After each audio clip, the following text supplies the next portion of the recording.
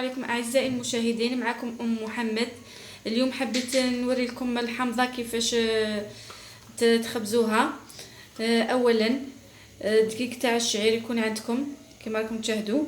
عندنا شويه تاع الخميره تاع الحمضه كونوا درناها نهار ما قبل، وشويه تاع الماء والملح. نبداو على بركه الله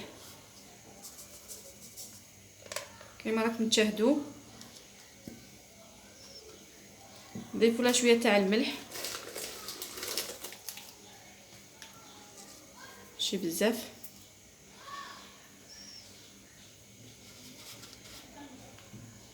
كما راكم تشاهدوا هكا.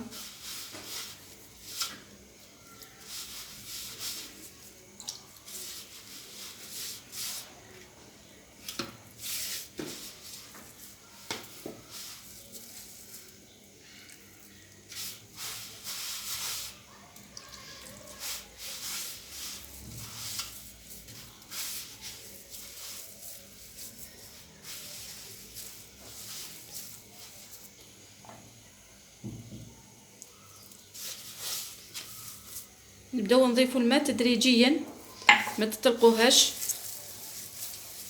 نديروا هكا.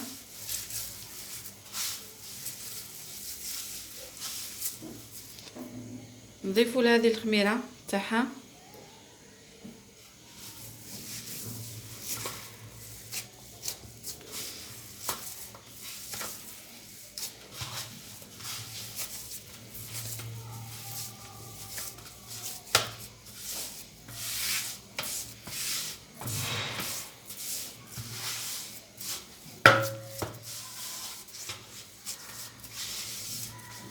انا لميناها.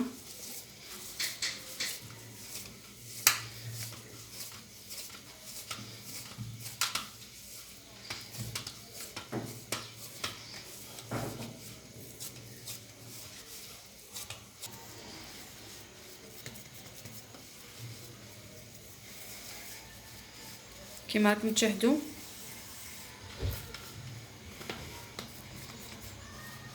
نكونوا دايرين طاجين سخن باش نحطوها فيها.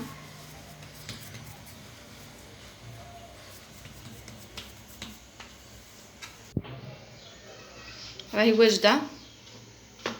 دوك نوري لكم. عندنا هذا يقولوا له الديس، نحطوه في الطاجين ونحطوا عليه الخبزه تاع الحامضه كما راكم تشاهدوا. ندير طابونه ونحطها في هذا الطاجين. لازم تكون النار شويه قويه، نستفوا كاع هذا الديس باش تحمر لنا.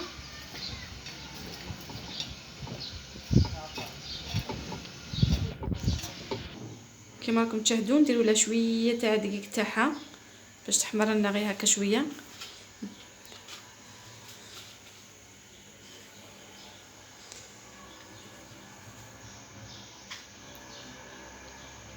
كما راكم تشاهدوا. دوك نحطوها في الطاجين اللي جهزناه من قبل، درناه سخن وحطينا فيه الديس. نحطوا فيه هذه الخبزه تاع الحامضه كما راكم تشاهدوا. نحطوها هكا، خلوها طيب. هي تشد شويه في الطياب، ماشي كيما المطلوب.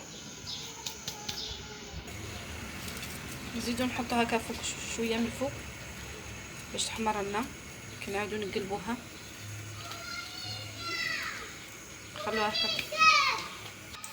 كما راكم تشاهدوا اخواتي المشاهدين، هاي طابه الحامضه تاعنا راهي تشهي ما شاء الله.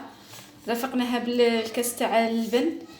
دمتم شنقولوا في رعايه الله وحفظه. مع السلامه.